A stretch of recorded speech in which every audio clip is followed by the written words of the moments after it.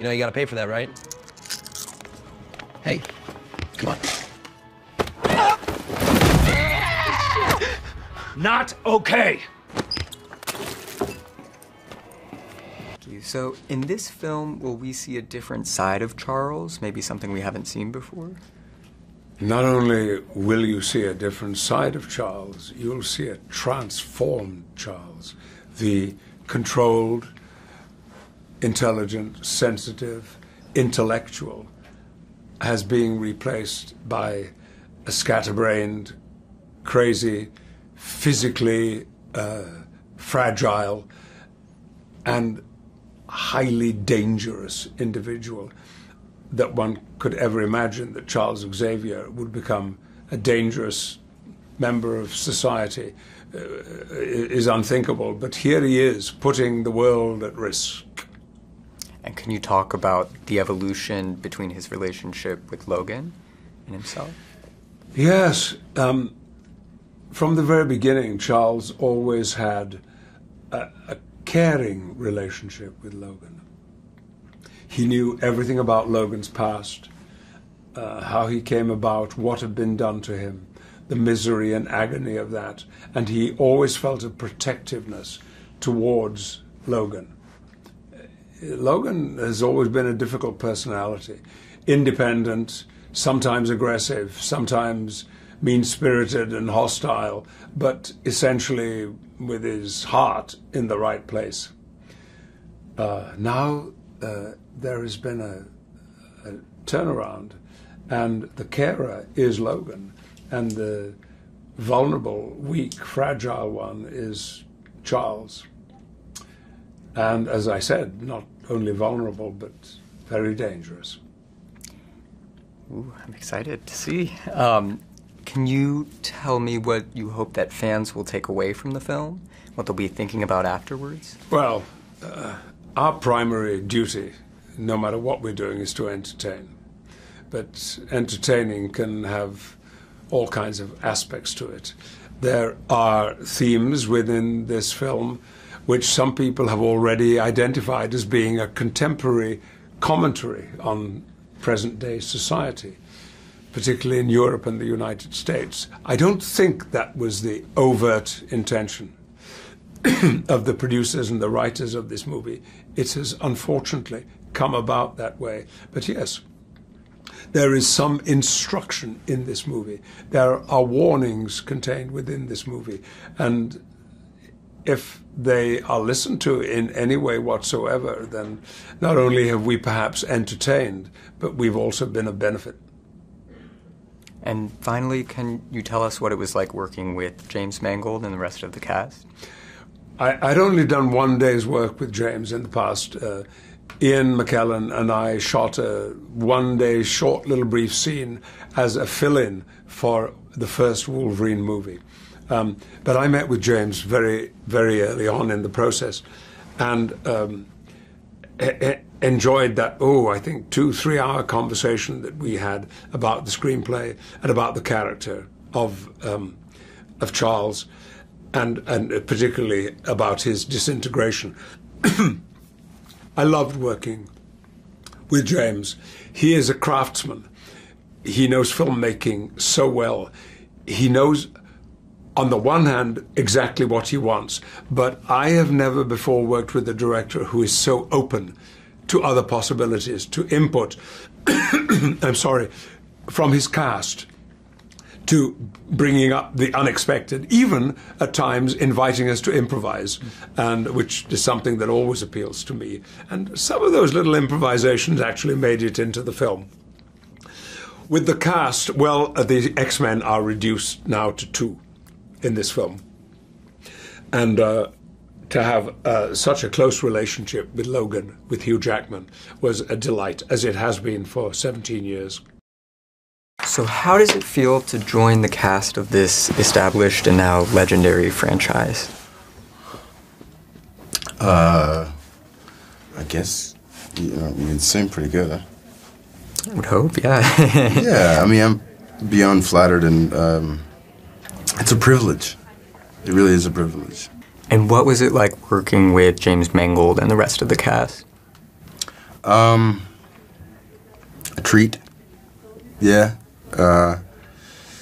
You know, I don't know how many films I've made now, but there's definitely a learning curve that everyone will experience.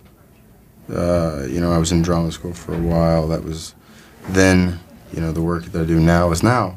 But it takes repetition. Whether you're a first-time filmmaker, you're going to have to eat it sometime. You know, and it's nice to be working with experienced people.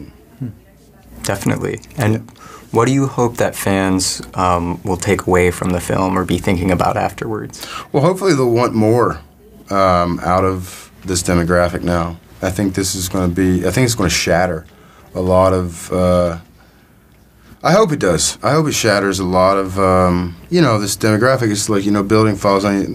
It's like, it's maybe it's not my thing. I don't know. But I think this film is taking these superhero films and is making a realistic film. You know, I think there's a disclaimer in our script that, you know, if a building falls on you, you die. It's like, this is legit. So I'm hoping that people will have a new hunger, and I think we're going to take away it's a character-driven story about a father and a daughter both yearning for something that they don't really are consciously aware of, and sort of uncomfortably shifting into these positions. Evening, Mr. Monson. You understand you're trespassing right now, right? I have an easement with the previous owner of your property. Previous being the operative word. Who's this?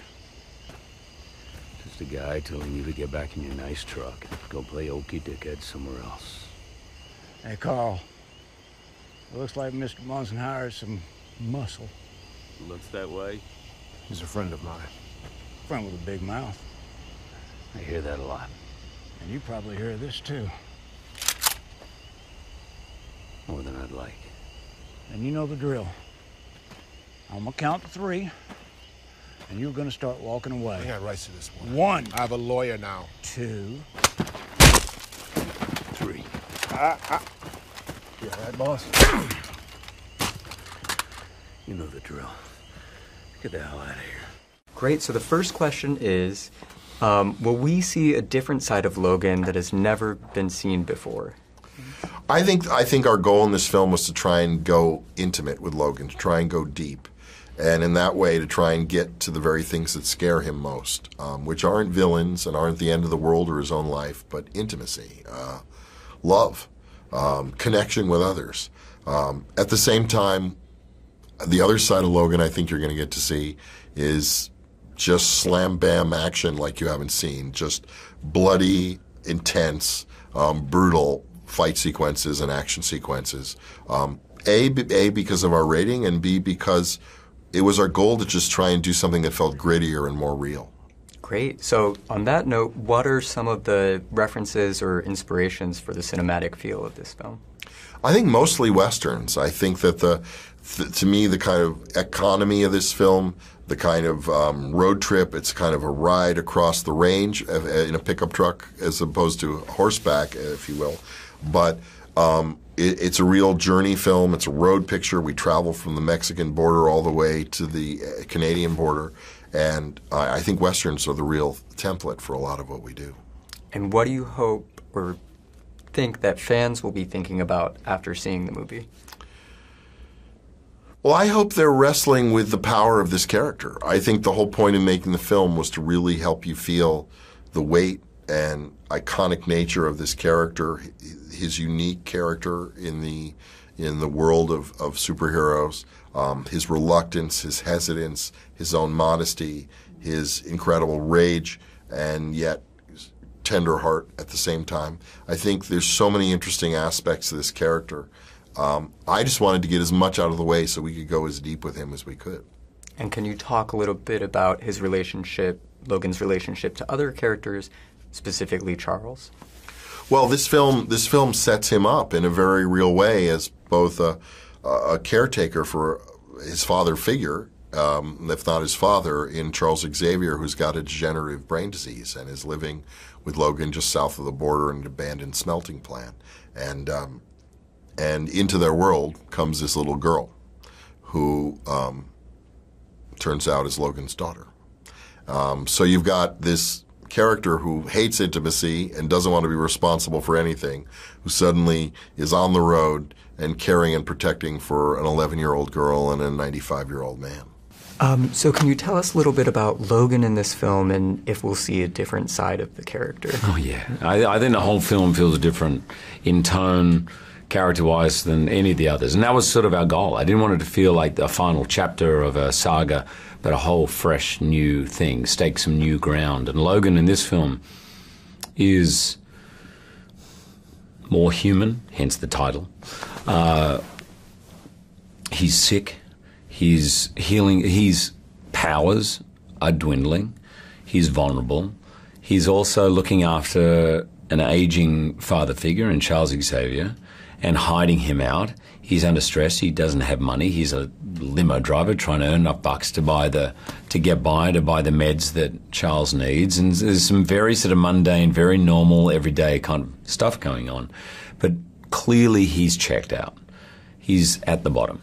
And so what James Mangold and Scott Frank did is kind of create a world of someone whose biggest fear is love and intimacy, because that only brings pain, of surrounding him with a family forced upon him. And can you talk a little bit about those relationships, for example, with Logan and Charles in this film?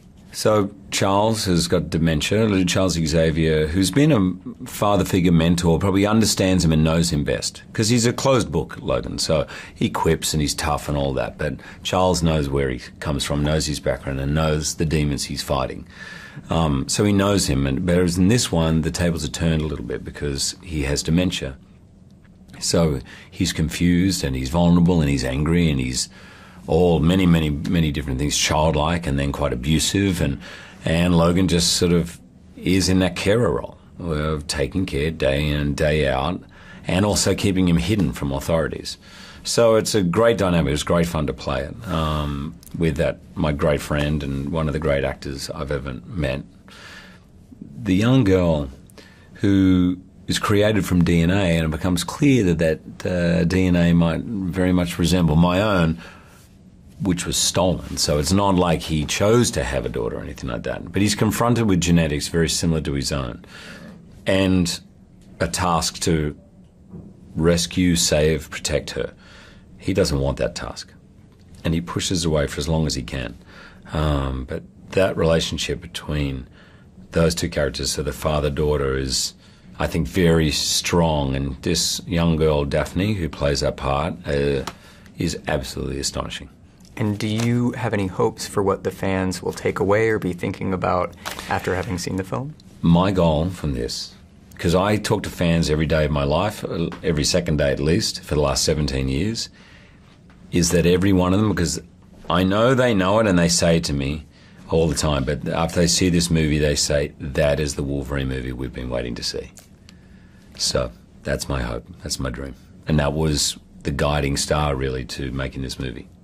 Awesome. That's great. That's everything. Thank Thanks, you so man. much. You still have time.